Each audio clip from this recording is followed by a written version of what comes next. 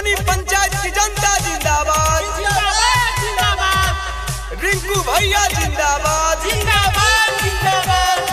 आपका नेता कैसा हो, रिंकू भैया जैसा हो, आपका नेता कैसा हो, रिंकू भैया जैसा हो, जिंदाबाद जिंदाबाद, रिंकू भैया जिंदाबाद।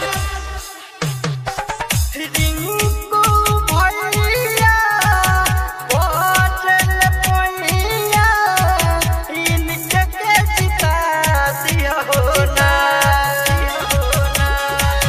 रिंकू भैया बादल पहिया इनके के जिता दिया हो ना।